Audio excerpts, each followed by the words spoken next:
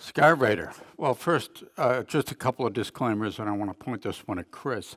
This whole project, this is not an accessioned museum object. So if you see me drilling holes in it or anything, don't have a stroke. All right. Also, one other. It's been a while since I put this title of this presentation on here, and I realize it's kind of misleading. It's not outdoor display from start to finish, as if I know all there is to know from start to finish about how to do this. That's definitely not the case. Okay. So, in 2014, the Intrepid Museum acquired a 1945 Douglas AD-1 Skyraider. This aircraft came from the National Museum of the Marine Corps, where it had been on outdoor display for an unspecified number of years and was succumbing to the elements. The Skyraider's history shares much with Intrepid's own history, as this type was operated from Intrepid for most of her post-World War II career. The recently deceased United States Senator John McCain flew Skyraiders from Intrepid in the early 1960s, and Skyraiders saw combat action when Intrepid traveled to the Vietnam conflict on 3 separate tours in 1964, 65, and 1966.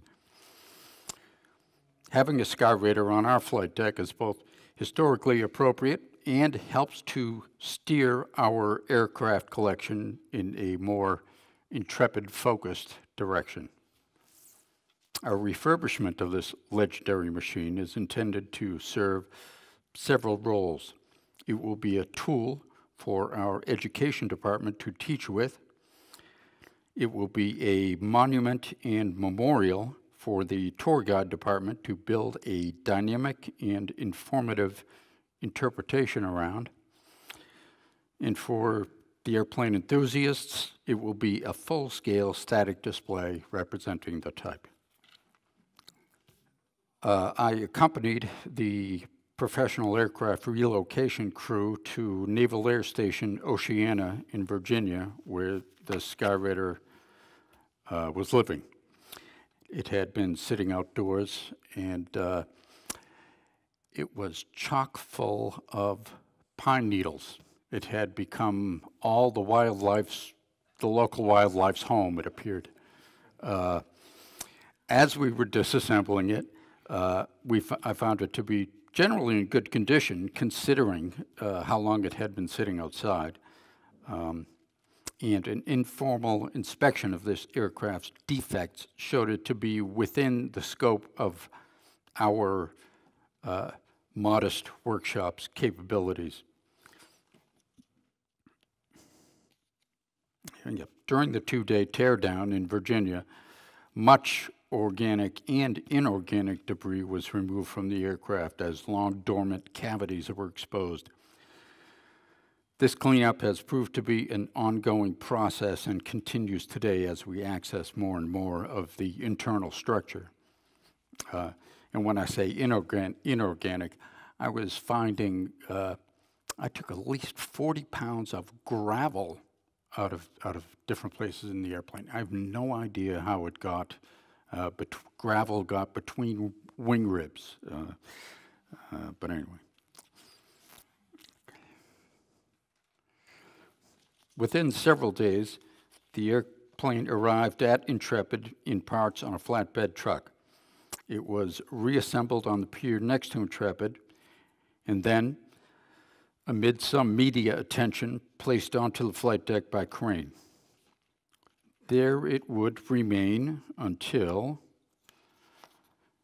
the new aircraft restoration hangar was completed in 2016. This new shop was a big step up from the rigid frame tent we had, where all restoration and preservation work on Intrepid's aircraft collection was previously performed. And you see this inset photograph predates the background photograph by a couple of months, as we were taking down the old one to put up the new one, which had substantially more of a footprint.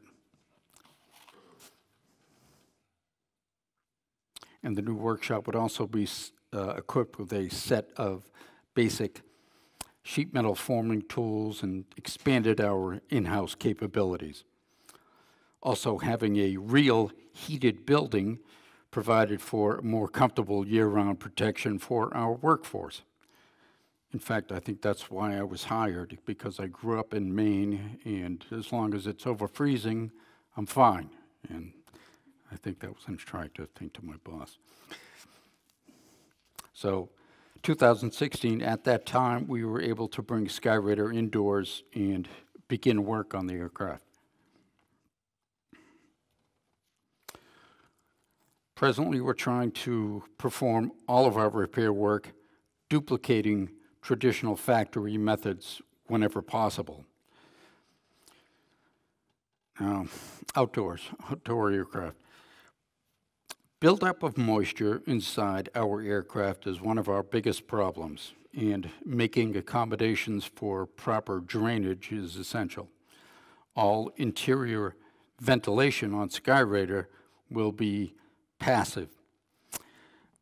Powered fans inside the aircraft are impractical, since this machine and most other on our flight deck are frequently repositioned for a variety of reasons. We need to rearrange the deck. Thanks to Intrepid's location on the Hudson River, there is almost always a breeze present, which aids in passive air circulation. The Intrepid's social media team produces a great series of behind-the-scenes videos, and I've included a couple of Skyraider-related examples here. Here's Joe, an engineering student and volunteer.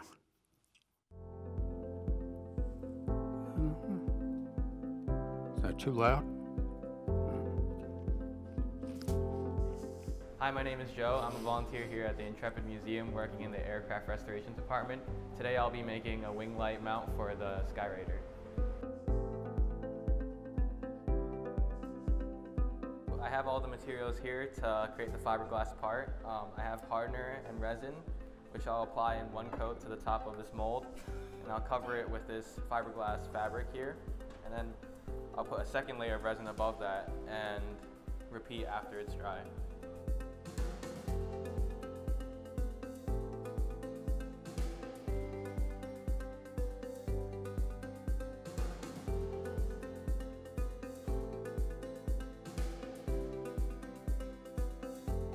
As you can see, the fiberglass is finished curing, and to finish the part I need to trim the outside and drill out the center hole at the top to mount the wing light.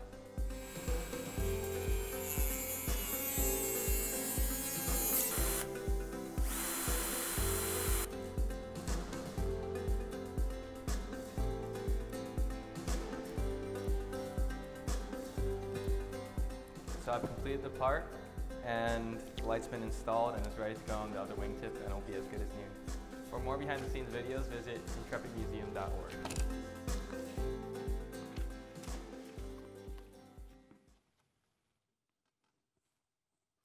Joe's pretty good. Skyraider arrived needing a number of sheet metal repairs, which we could handle, but it was just a lot of little things. Where sections were either way corroded or just damaged while it was spending time in the air park where they had it in Virginia. Careless ground crews were doing things like riding lawnmowers into it and things of this caliber. So this young lady performed a majority of the repair work, and she's U.S. Navy veteran J.C. McHenry, who came to Intrepid straight from a 4-year enlistment, serving on 3 different active aircraft carriers, fixing F-18s. So she's way overqualified. But.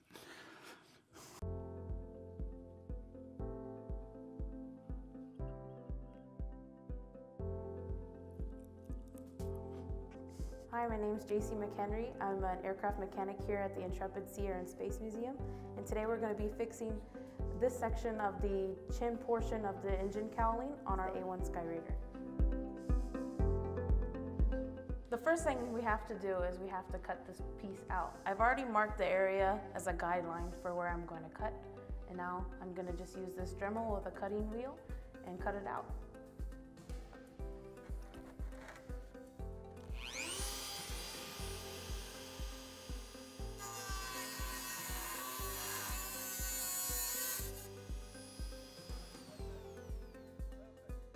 So as you can see, I just cut out this piece of metal, and you can tell in the back that it's really corroded.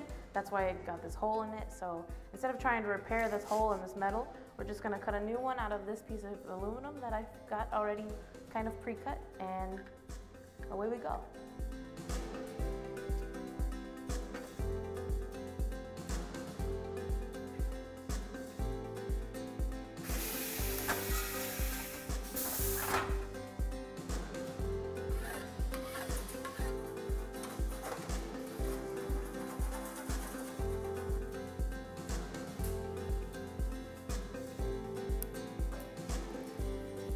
Okay, so you can see that this is the old part. We've already made the new patch and rounded it and formed it. Everything's good. One thing we needed to make was these two pieces, and they're called a doubler. Well, these are two doublers, but it's what we're actually going to use to mount the piece of metal to the airframe. And I have an example here of what that means. So here is basically what we have. You can pretend that this is the fuselage of the aircraft, and this would be the same as this patch, and it would go like this, but there's not really a way to fasten it to the airplane. So we make a doubler, and it goes behind the patch, and it's mounted to the airframe right here, and then the patch goes over the top, and it would be flush with the skin of the aircraft. So that's basically what this is, and we just have to rivet it underneath the skin of the aircraft. So as you can see, it's ready to go. Everything has the holes drilled for all the parts to function. All the holes have been countersunk also, so the rivets we'll put in will be flush. The doubler is being held in right now just by a few rivets, and we'll continue to put the rest of them in, and then the patch will go on top of it, and it will be done.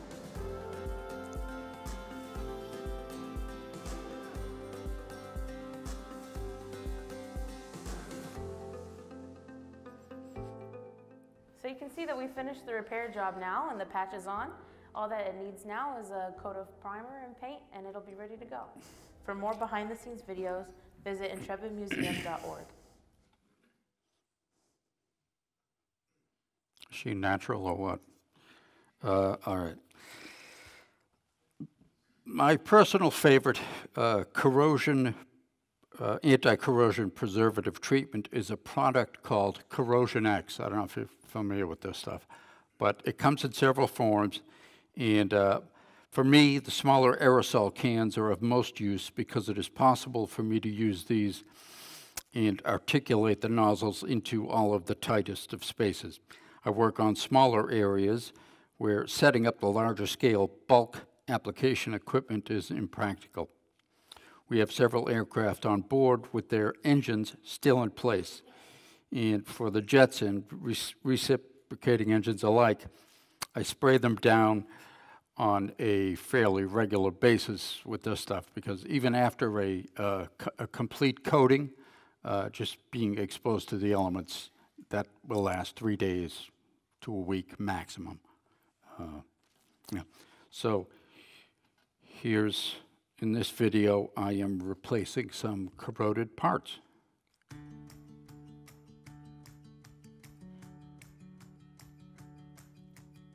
Hi everybody, I'm Peter Torraca, Manager of Aircraft Restoration here at the Intrepid, and today we're working on a repair to our 1945 Douglas Skyraider. Today we are starting a repair on the top forward fuselage. This area ahead of the windscreen is made up of 3 main panels. The center panel is a fixed panel, and the left and right panels are hinged panels to enable service personnel access to the internal equipment. When this Skyraider came to Intrepid, the left panel was missing, and we initially thought that all we needed to do was replace the center panel. However, upon closer inspection, it was discovered that both the center panel and the right panel had serious cases of exfoliation corrosion. Exfoliation corrosion takes place inside the metal. Metal, like wood, has a grain, and exfoliation corrosion forms between the grain boundaries. The products of exfoliation take up more volume than the metal itself. So the end result is this expanded pages of a book type appearance you see here. The best way to deal with this problem was to replace all three panels, and that's what we're going to do. Here you can see I've cleaned up the area on the forward fuselage where these panels mount. This windscreen fairing panel, which we needed to remove in order to get these center panel off, is in good condition and simply needed to be stripped and reprimed. I'm glad this wasn't damaged because it would be somewhat challenging for us to form this shape here. Here we see the inside of the completed assembly of all three panels, primed and shaped and ready to be riveted to the airplane. Since this airplane is not going to be in combat, we don't need the armor plate for our purposes. I've installed this thicker material around the inside edge of these panels so that it will duplicate the thickness of this armor plate, and when these panels are closed on the exterior of the fuselage, it'll be flush with the surrounding material. Here we are back at the nose of the Skyraider, the assembly, ready to go. I'll put it in place, and we'll install a couple of clecos into the rivet holes previously drilled to hold it in place.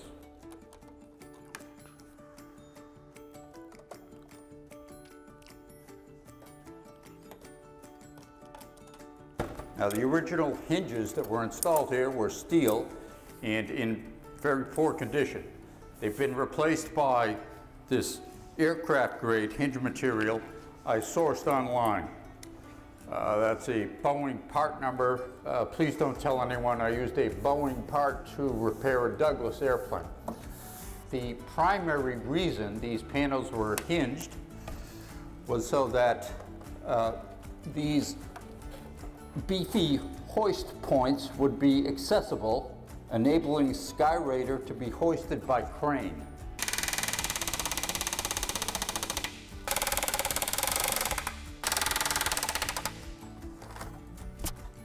Last one.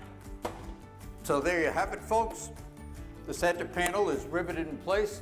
The hinged panels are bolted down, and yet another task is completed as Skyraider becomes a little closer to being done. For more behind-the-scenes videos, Believe me, for him to make that, actually, I am not an actor at all. It takes about 40 minutes worth of me saying one sentence at a time, and him cutting the video. The videographer is just a genius. Anyway, okay. So this airplane is number 18 off the assembly line. We know that because, well, we're pretty sure of that because the bureau number sequence shows it at 18, and also during the disassembly in Virginia, I saw on the interior of the airplane in China marker just ship number 18 in several places where that's typical for an assembly line crew to do.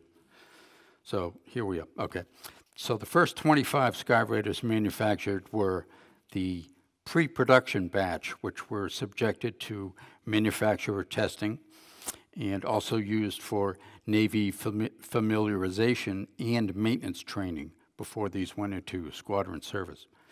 Excuse me. Those 25 Skyraiders do not possess the wealth of accessible U.S. Navy reference materials that aircraft in squadron service on aircraft carriers do. The first prototypes of Skyraider were natural aluminum and finish. Of course, I can't have a natural aluminum airplane outside on the flight deck.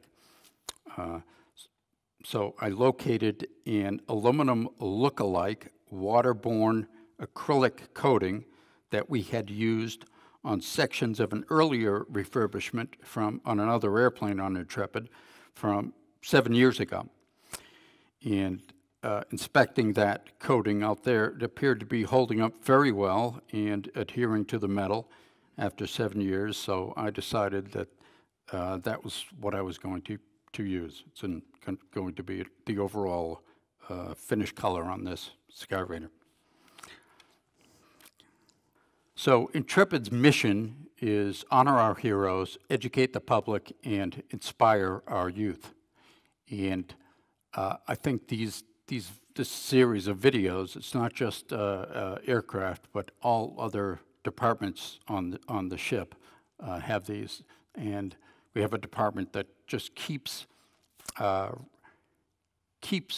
internet presence fresh and is constantly putting these up. And yeah, so if whether or not you're sick of watching me, I'm going to show you another one here. This is me putting on a tail hook. It came to Intrepid with no tail hook. Hi, I'm Peter Torraca, Manager of Aircraft Restoration here at Intrepid Sea, Air and Space Museum. Today we'll be talking about the tail hook on our 1945 Skyraider. This Skyraider came to us without a tail hook, and the thought of a U.S. Navy carrier-based aircraft as famous as the Skyraider going out there on display without a tail hook, well, that's just unacceptable. Every airplane that flew off Intrepid or any aircraft carrier would have to have one in order to return to that aircraft carrier safely. The pilot would lower it on approach to the carrier and catch one of several arresting cables stretched across the flight deck and come to a complete stop in what the Navy would call a trap. So we had to find a tail hook. My boss, Eric Boehm, found a period-accurate tail hook for an airplane from this era on eBay, but not the complete hook, just 18 inches or so. There's a popular thing with retired Navy pilots to have a chunk of tail hook sitting on their desks later in life as a piece of memorabilia. And that's where I think this may have come from. So then we took that small section of hook and we welded it to the correct length of mild steel tubing, which I obtained from the exhibits department here at the Intrepid.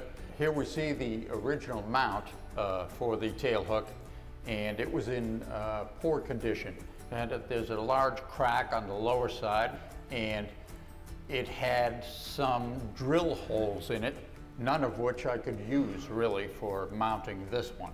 So I'm drilling a horizontal hole through the mount itself and the tail hook to put a horizontal bolt to hold it in place.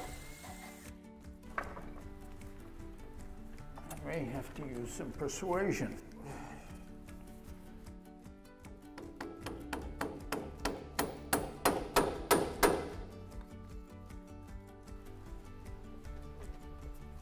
Okay, that's on.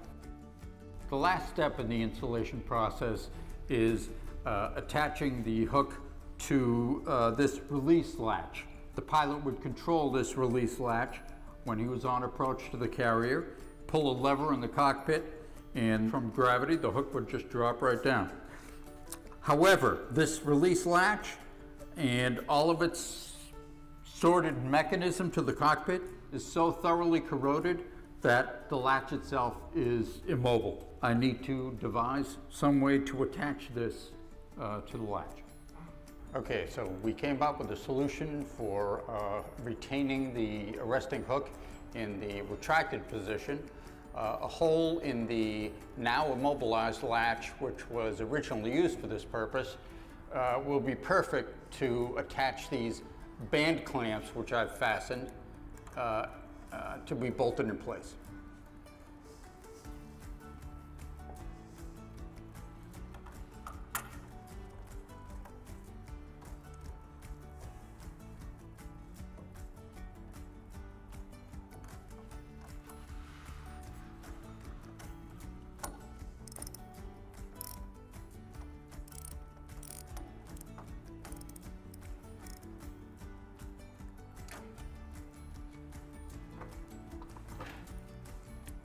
And there you have it.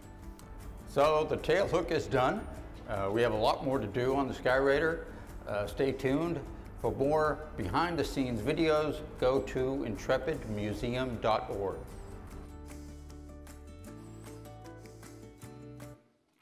All right, and last but not least, it's the latest one we've made.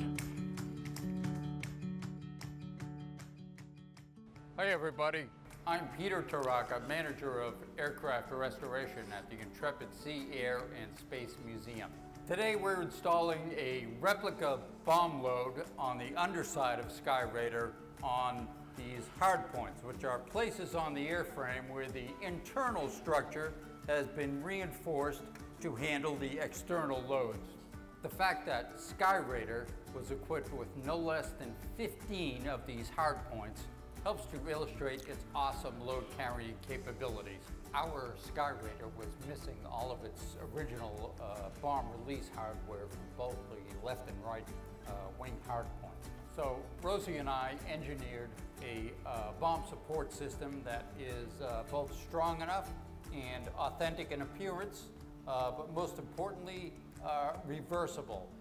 None of the original structure was altered in any way to install this, and it can be easily removed. Fortunately for us, these replica bombs weigh only approximately 10% of what the original bombs weigh. And here we are on the other side of the airplane, and as you can see, this side is much further along.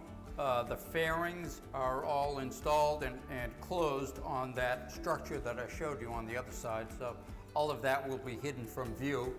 And all I need to do to complete this side is install bomb stays in 4 places. This is a bomb stay, and all this does, this threads into this spot and just locks the bomb in place so it doesn't wiggle around during flight.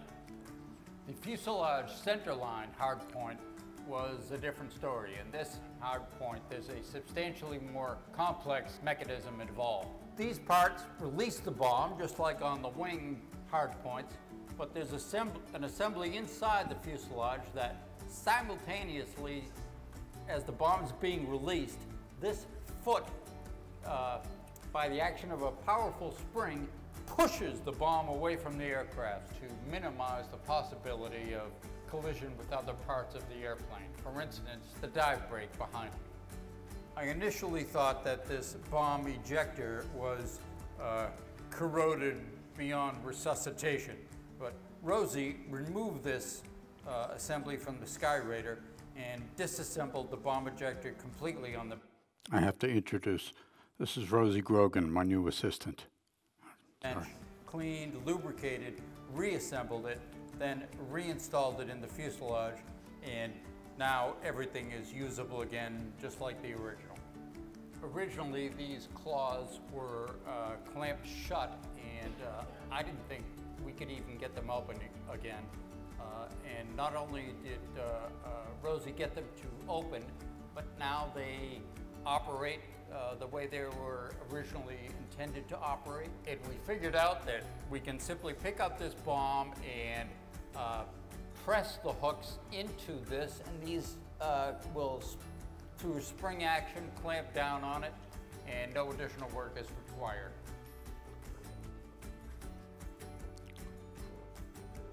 I was originally trying to get a hold of actual deactivated bombs for this installation. But my wife told me that perhaps I should stop sending out emails to people asking them if they had any bombs I could use. So we source these from a supplier who produces replica bombs specifically for this purpose. It's a place called bombsaway.us. Check out his website. You ready? Yep. All right, all right. You want to pick this up? Yeah, yeah.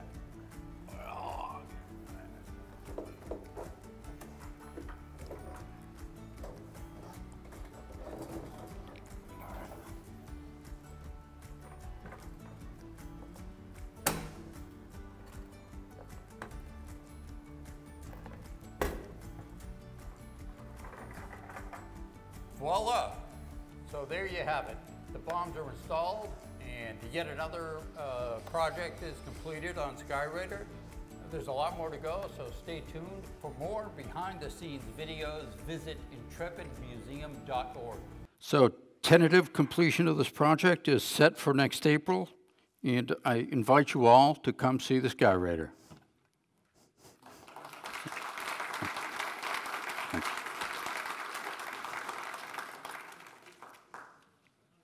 You mentioned at the beginning of your presentation the corrosionics.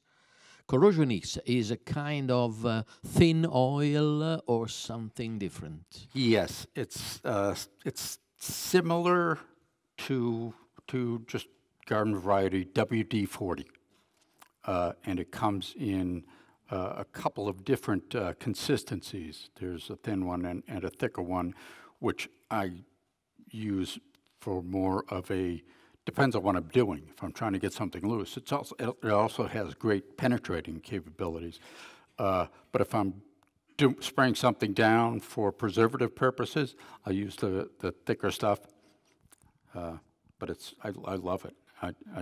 I mean, I can set up the big stuff. It also comes in bulk capacities with the hardware used for larger scale corrosion prevention. But for what I do, it's just great. I carry it around with me all the time, yeah.